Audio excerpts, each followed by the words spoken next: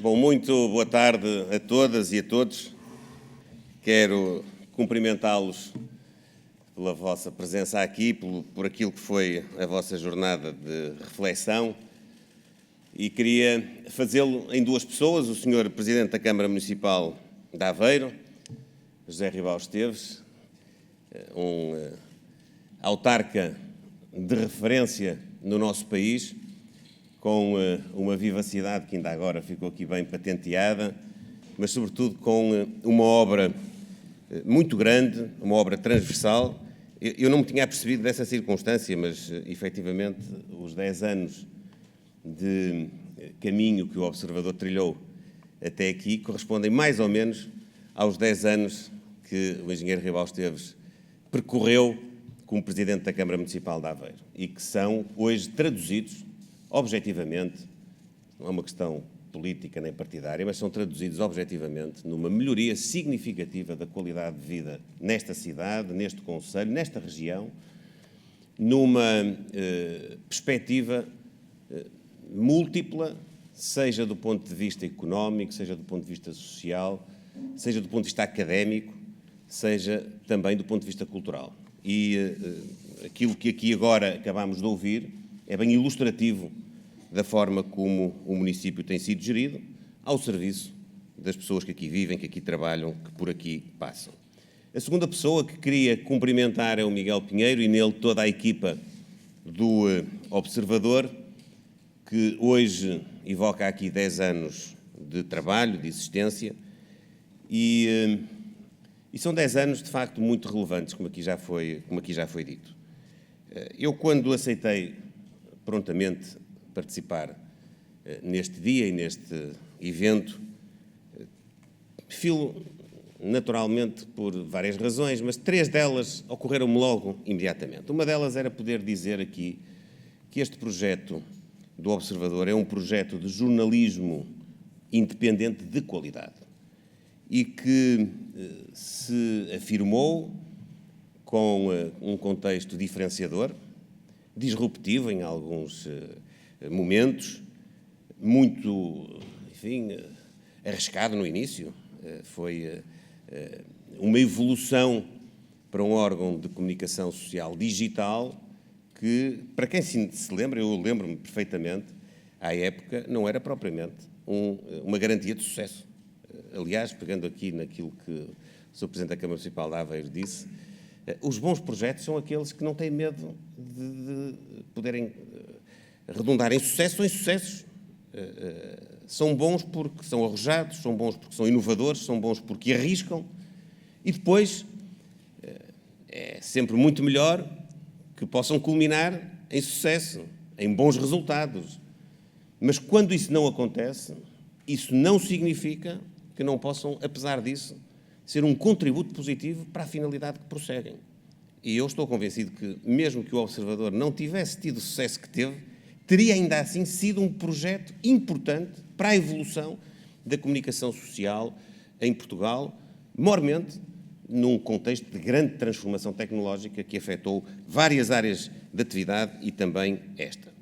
Depois, uma segunda razão para estar aqui era também poder associar-me a esta celebração, a este evento grande que a Câmara Municipal de Aveiro e com ela toda a comunidade intermunicipal da região de Aveiro, outra dinâmica que também eu queria aqui assinalar, este projeto de Aveiro, capital portuguesa da cultura, como também já foi aqui há pouco dito e referenciado, envolve o município âncora, que é Aveiro, mas envolve toda a região, numa perspectiva de solidariedade, numa perspectiva de comunhão de interesses, que é aquela que nós devemos cultivar em Portugal.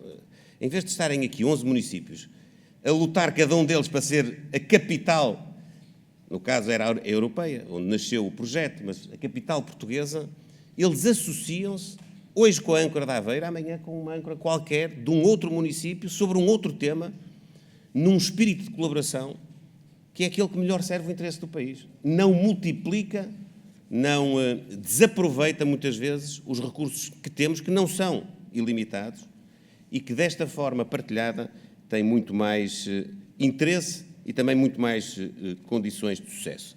E a terceira razão foi porque o tema que foi proposto, o tema que hoje aqui vos juntou, é um tema particularmente interessante. Feliz no momento em que é lançado, mas particularmente interessante.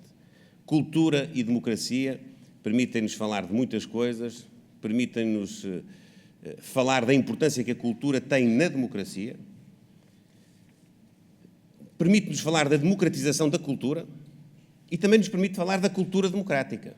Portanto, são logo várias temáticas que de uma assentada me assaltaram para vos passar, com um pequeno contributo, aquilo que me ocorreu quando tive este convite.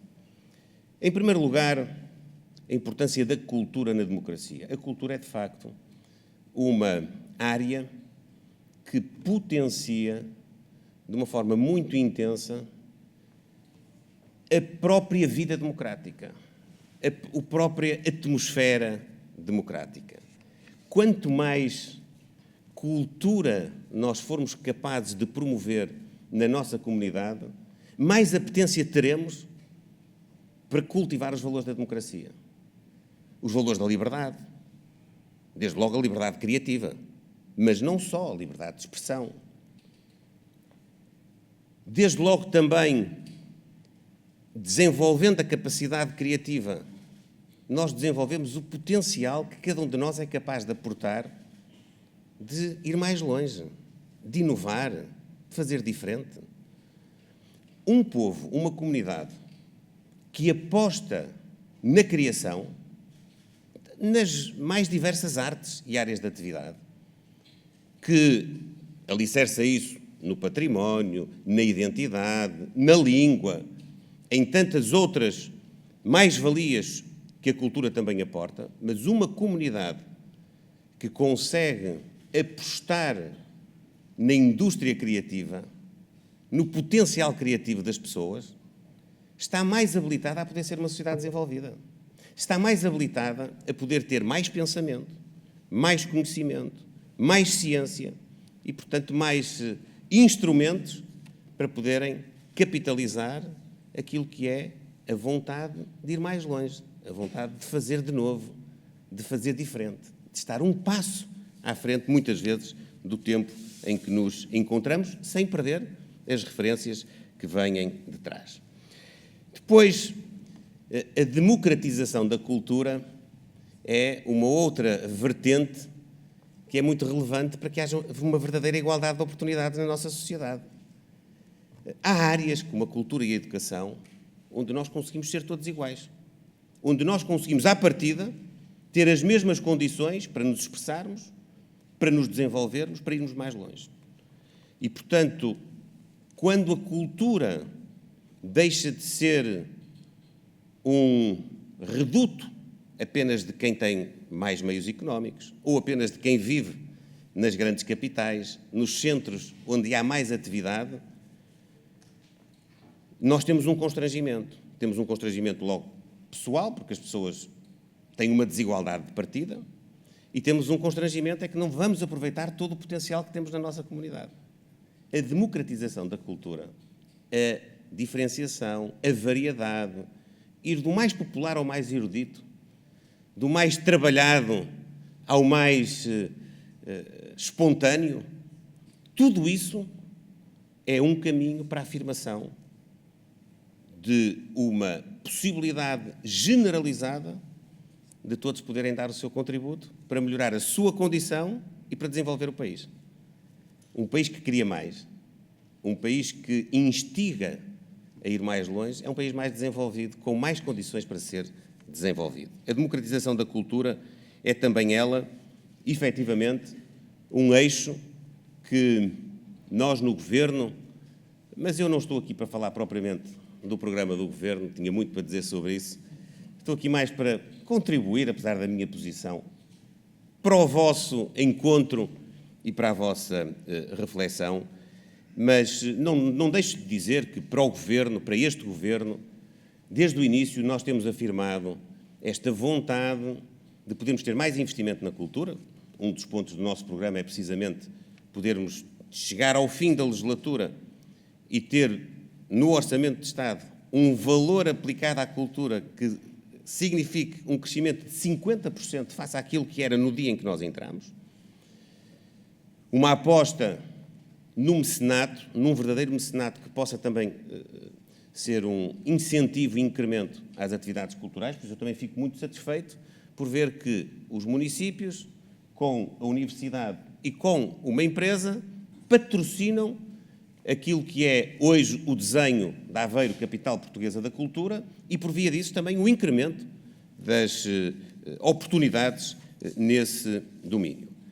E depois, a minha última reflexão é uma reflexão que, se calhar, tem um bocadinho mais a ver também com aquilo que é a conjugação que aqui é feita entre um órgão político, no caso a Câmara Municipal, a Comunidade Intermunicipal, e um órgão de comunicação social, que é a cultura democrática. Nós, já aqui disse o Sr. Presidente da Câmara, nós vivemos tempos onde vão aparecendo muitos sinais de perturbação daquilo que é a saúde de uma democracia.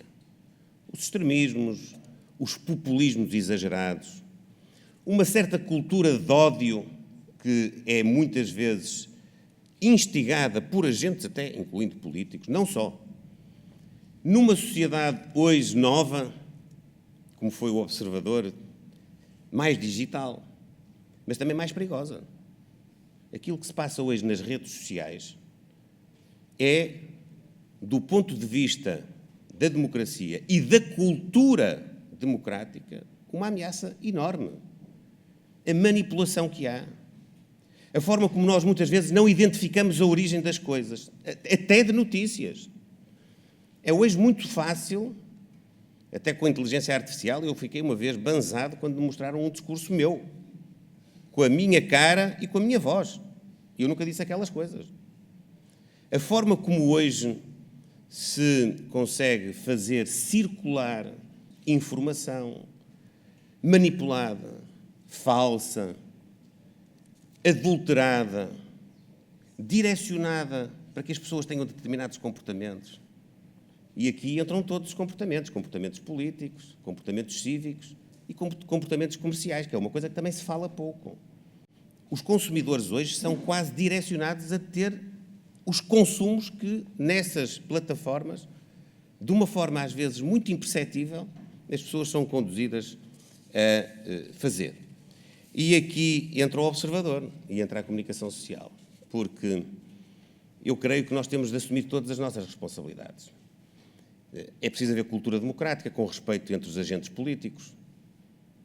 Mais do que inimigos, acho que quem tem visões políticas diferentes deve ser adversário, oponente, deve ter níveis de respeito pela opinião contrária, tolerância, e nós devemos, efetivamente, cultivar bons políticos e boas políticas.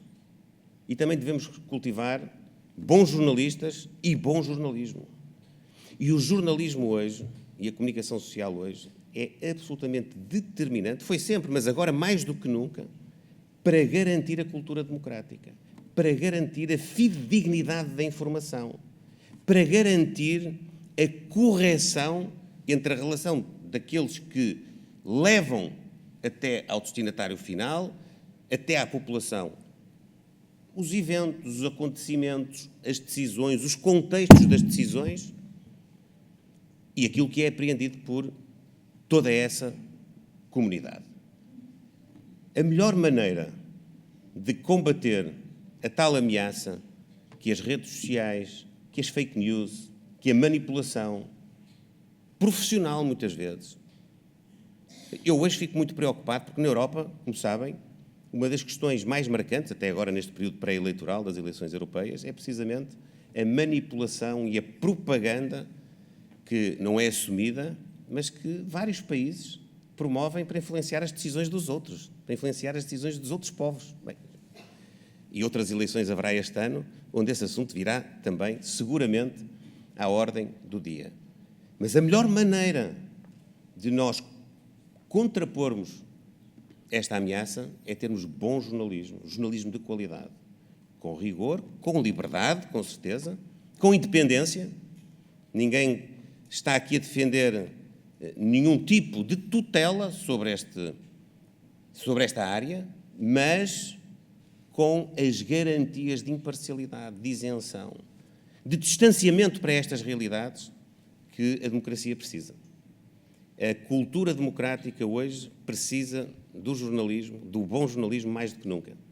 Eu sei que nem toda a gente, enfim, diz estas coisas desta maneira, mas eu aqui, no Observador, quero dizer, olhos nos olhos, nós precisamos de jornalismo que não faça as agendas das redes sociais, que não multiplique aquilo que nasce não se sabe de onde. Eu vou dar aqui um exemplo. Não sei se estão aqui câmaras de televisão, parece que estão ali algumas. Se calhar devem estar todas, aquelas que nós temos. Eu sei que quando sair daqui, os senhores jornalistas vão querer apanhar-me, e é legítimo, é a função deles, para comentar qualquer coisa. Eu presumo que seja qualquer coisa que o Sr. Presidente da República já disse hoje. Presumo. Mas eu hoje já apresentei um plano de emergência e transformação para a saúde. E agora estou aqui para dar a minha opinião, a minha humilde opinião, sobre a cultura e a democracia, sobre a democratização da cultura e a cultura democrática. E eu peço muita desculpa, eu sei que não é fácil fazer isto, mas eu não vou falar sobre aquilo que os outros falaram hoje. Porque aquilo que eu creio que também é relevante é nós podermos respeitar as agendas de cada um. E a agenda do Primeiro-Ministro hoje é esta. Eu não deixo, ou não deixarei de falar também desse tema. Só que não é agora. Porque eu sei que se falar dele agora, aquilo que eu estou aqui a dizer passa tudo para o lado. Ou as pessoas estão a ouvir a Rádio Observador, ou então não vão saber sequer o que eu disse. Mesmo assim, também tenho dúvidas, mas enfim, isso agora já é... Isso aí já é o critério jornalístico e editorial que eu também respeito. O que eu quero com isto significar é que, dando-vos o meu exemplo, o meu testemunho pessoal, direto, muitas vezes nós, no dia-a-dia, somos confrontados não é com aquilo que, porventura, poderá ser provocado pelo que disse o Primeiro-Ministro, pelo Presidente da República, o Presidente da Câmara Municipal, de uma comunidade intermunicipal, de uma instituição, de uma empresa.